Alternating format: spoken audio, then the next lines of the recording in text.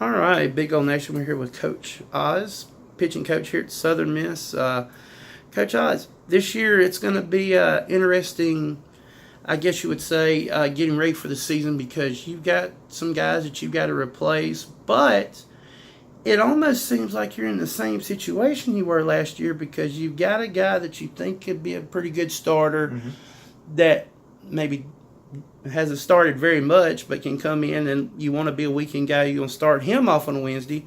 What are some of the similarities between him and, say, Sandlin that you see between the two? Well, I mean, both of them have, great stuff. I mean, Nick was, threw the ball hard, had different arm slots, everything about him, the whole package. Wallner, same thing. I mean, he can tilt 95, 96 miles an hour and stuff. Maybe his off speed's not as electric as Nick's was or whatever. And they're just totally different pitchers, by the way. But, I think the similarities there, the chance to be dominant, and so forth. And you just got to make sure you put them in the right role, I guess. And that's the biggest question. Just like this time last year, we haven't really decided to put Nick as a starter yet. And when it got to that point, you were hoping it would work because you don't ever know. And the same thing with Matt with this. And but sometimes it's easier, and that's what I learned years ago, and I learned that again with last year with Nick. Sometimes it's easier for the arms to get on that week to week plan than every day or every game trying to be on point or available. So we'll see, and I think that might suit Matt well too. So I noticed he said about JC, y'all were going to move him to closer, and it does seem like he's better out of the bullpen than he was starting last year. What does he have to do? What stuff does he possess that makes him somebody I think can close the game besides a plus fastball? Yeah, well, I mean he can spin. His spin's good. His breaking ball's good. I mean when that thing's right, it's on. I mean he's got enough tricks there other than just a good fastball. I mean it's firm. It moves. It's not a straight fastball.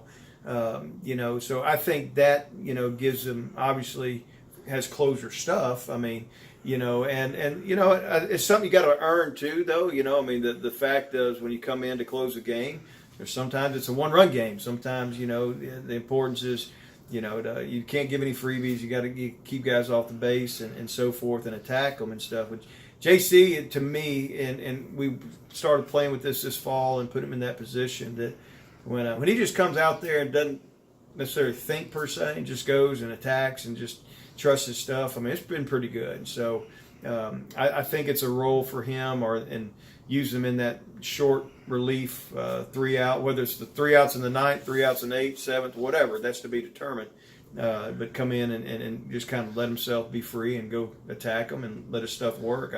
I'm excited to see how that plays out. As a pitching coach, especially early in the season, do you have a pitch count, or are you more of a feel guy? It's the way the game feels and what the player's telling you, or do you have a limit? I'm not going to do this early, and you keep raising that limit later in the season as you go, or is it more of a feel to you? I think it's a combination. I mean, I'll try my guys that I want to lengthen out.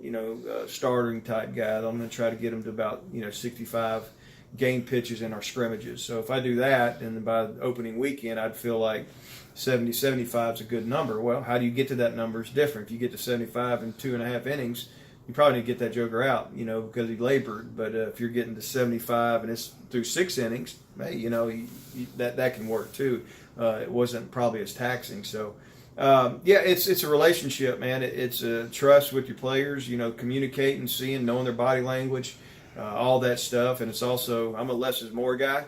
It's a long season, and I'm surely not going to try to push a guy too soon and so forth. We got a lot of options on this staff. I'm excited, and early in the season, that's when a lot of guys are going to get a chance to make statements and so forth. So looking forward to that. I've heard that this staff may be a little deeper than last year. Is there somebody in the bullpen that you could say maybe can be a Mason Strickland type of guy that surprises you with the amount of innings he's able to eat up out of the bullpen?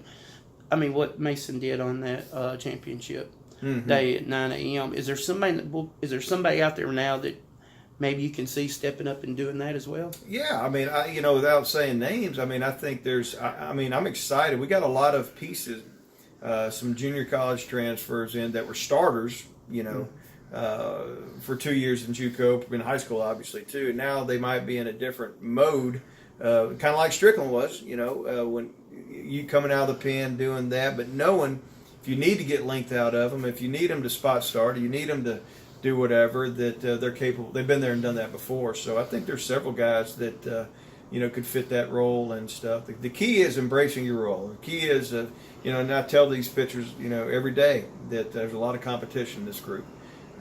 There's innings, or y'all all want to pitch. Everybody wants to pitch on Friday. Everybody wants to be a star. Everybody wants to pitch whatever. I say, I get it, been there, but at the end of the day, it's about whatever role, whatever innings you get, just go out there and embrace them and enjoy it, and just try to be the best you can at it, and not get caught up on the other things. So if they do that collectively, I think it's got a chance to be a staff that a lot of pieces to it, that it's going to be fun trying to put that puzzle together. Last question I always ask about Southern Miss. You've coached against Southern Miss. Mm-hmm. You've coached with Southern Miss. What is a moment that maybe stands out to you? It could be funny. It could not be funny. It could be, pretty much anything about Pete Taylor Park that maybe stands out to you, the fans. Is there a moment that you have in the past that you just kind of look back and you start laughing, or you go, man, those fans are crazy? Or is there something like that you can remember? Well, I got to be careful on this one. But, all those years when I was coaching down the road at Jones, and I had players that would, that came here, I'd come and watch as a fan, sit in these bleachers and watch a game. And you sensed it, you knew the crowd, you hear the crowd getting into it, but maybe I didn't realize the extent at the time, just enjoy it. I'm a college baseball fan watching the game. Then, I guess 2016, my first year at Tech, when we come over here and we're playing, it was that Friday night game. It was a good game, and Tech ended up winning, and it was just a hard fought game, and I remember it was ruthless. In regards to, when I'm going down there to the right field bullpen to warm up the starting pitcher, I can hear the folks in the roost just giving me heck. You're not in Jones County anymore. Hey, 3-4, traitor, whatever you want to call it. And it was tough.